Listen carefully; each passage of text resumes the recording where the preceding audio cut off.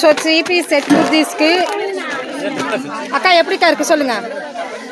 3 piece set kurtis